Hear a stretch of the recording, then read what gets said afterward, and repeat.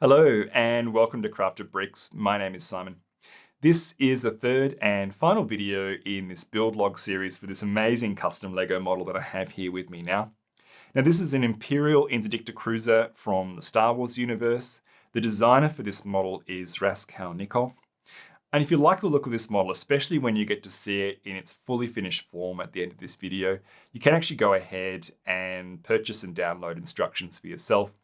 I'll put a link to the rubricable page for this model in the description of this video. Now, like in video 2, I'm mainly going to be filming from an overhead view, and once again, that's so you can get that bird's eye view, see me progressively complete this model. I may pause at various sections of the build and just show you some of the details that I like as I go, make any sort of comments or observations at that time as well. My intention with this build log series is to show you really what's involved in building a large and detailed custom Lego model like this one, right from getting your parts organized, your workspace set up, through to building the model itself, through to then just showing you the amazing beauty, details, and awesomeness of a well-designed model like this one. So I hope you enjoy this series of videos. Once again, if you have any comments or feedback, please let me know in the comment section below. I've got everything I need to go, so I've got my parts, workspaces set up, I'll get the PDF instructions loaded here on my tablet. It's time to get building.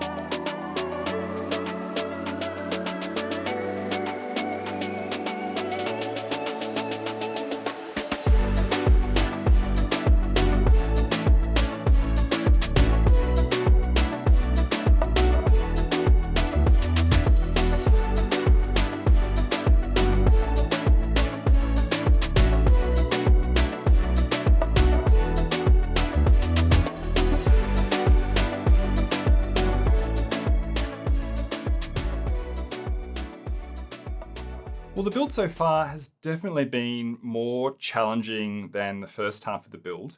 So what I've done to this point is I've done the hull plates on the underside and I've attached them to the model. I've completed the rear section here with the engines and I've just finished off the bridge here. In the next section of the video, don't worry, I'm going to get much closer to this and show you sort of different angles of this model so you can see all the details. I just wanted to pause here and make a few comments or observations on the build. Attaching the hull plates on the underside was actually extremely difficult. So they're attached to this framework section via a number of these pins that you have to sort of push in and slot in. I wasn't able to actually, there's sort of no space to get your finger in to push the pins in. So if you are building this model, I ended up using just a sort of ordinary kitchen knife, and I used the flat of that to sort of reach down into the model and then push those pins or slot those pins in at the same time, sort of holding the plates on the underside.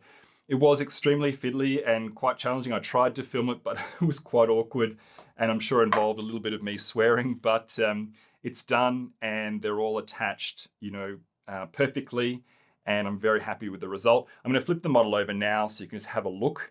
The model's becoming extremely heavy and a little bit unwieldy to sort of turn around, but I will show you now. So as you can see, a lot of detail, even for the underside of the model, looking fantastic. I like these gravity well projector sort of bulbs here that you can see. And this little area in here, this hangar bay area, is particularly clever and well done, just in terms of the design. So the way these components slot in, dealing with all the angles, I was extremely impressed with.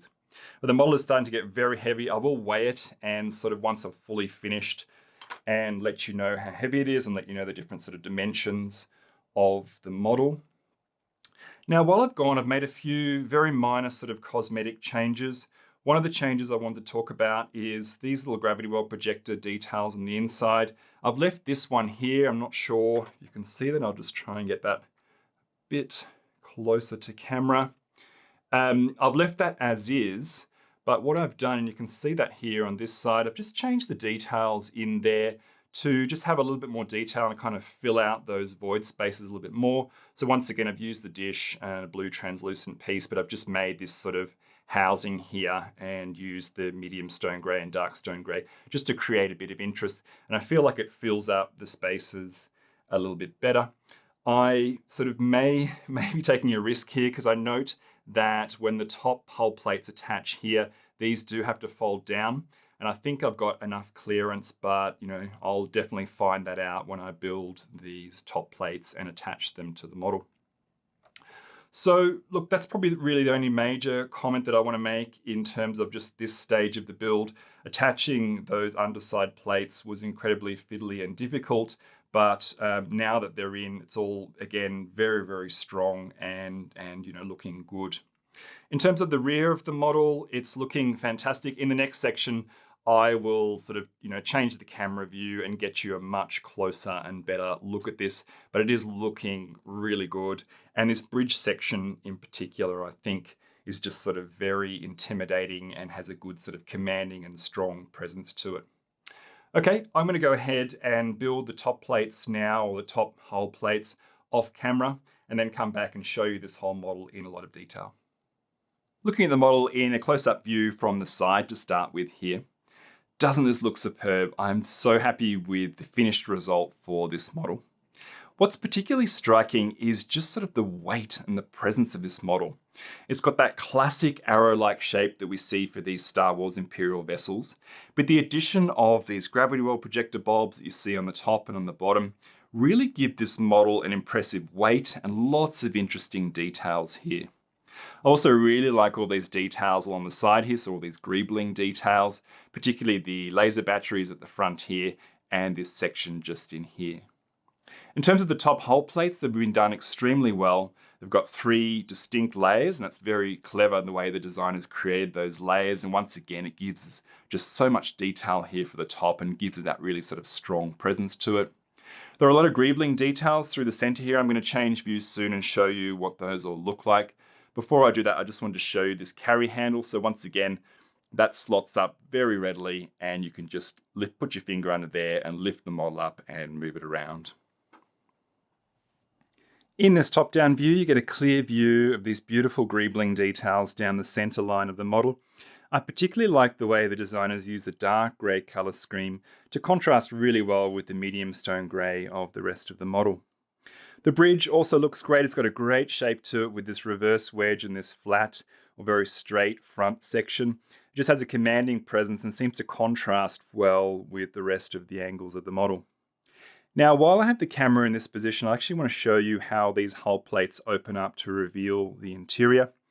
There are 2 small pieces in these greebling sections that open out, and then each of the hull plates is mounted on these Technic sort of double jointed hinges.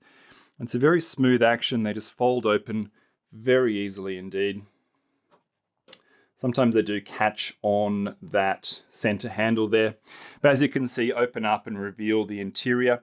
I will change camera views and show you the interior again soon. But for now, these hinge plates Really do sort of have a nice action to that hinge.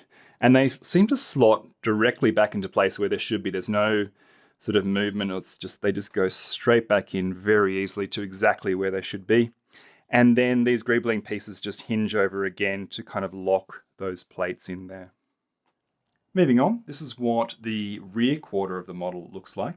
As you can see here, we've got all these engine details and some greebling exposed. I also like the way that these hull plates at the back actually angle inwards, and the way that they seam up so well with the underside plates and the top plates of the model. Once again, we really get the sense of the arrow-like shape of this particular war vessel.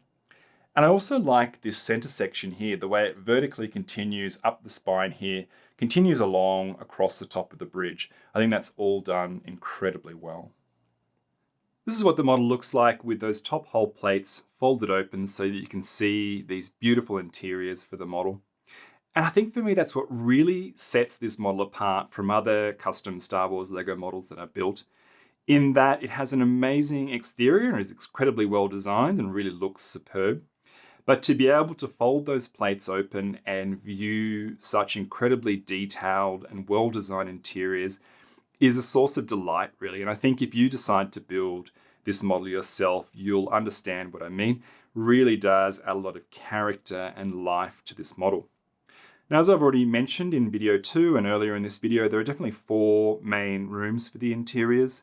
So we have a command section here at the front, 2 sort of control rooms for those gravity well projectors either side, and then a crew quarters at the rear of the model. Now, I'm happy to report that my modified internals for these gravity well projectors don't actually impede these hinge joints for those top hull plates. So I'm very relieved that there was no issue there, and I'm really happy with how my modified internals seem to really fill out these spaces that you can see here in those 4 points. It's time to wrap this video up now. I hope that you've really enjoyed watching this video and seeing me complete the build of this amazing Star Wars Interdictor Cruiser, and also go through all the beautiful details of this model. I just want to make a few final sort of concluding remarks. The first is that I think that the scale and the size and the details of this model is so much more impressive in person than potentially what's coming off on camera. I noticed when I was watching footage back for earlier sections in this video and also doing some photography, that awesomeness that I'm experiencing when I look at this model was not quite coming across on camera. That's one of the reasons that I have the model in front of me now on camera, so that you can, with reference to me, probably get a better appreciation for the size of this model. I have put the weight and the dimensions of this model in the description of this video, so definitely check those out as well. The other comment that I want to make is I think this particular build would suit people who have potentially done at least 1, maybe 2 to 3 custom Lego models before, and who are familiar with that process of what's required to bricklink all the parts for a model like this, get yourself organized, and then build, sort of a model that's a little bit more complex than a standard Lego set. I think if you're new to building custom Lego models, I would try to take on a smaller model first to get familiar with the experience before potentially doing this model.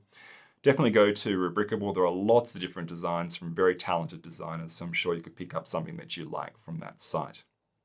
Now, if you haven't watched the other videos in this build log series, in video 1 of this series, I talk about how I got organized with all my parts for a custom Lego model build and get my workspace organized.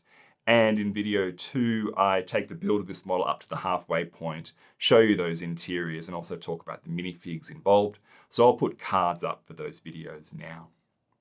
If you like what you've seen for this video and the other videos on my channel so far, I am starting up and trying to grow my channel, so please consider subscribing. I'd really love your support. So until I see you in the next video, take care for now. Bye.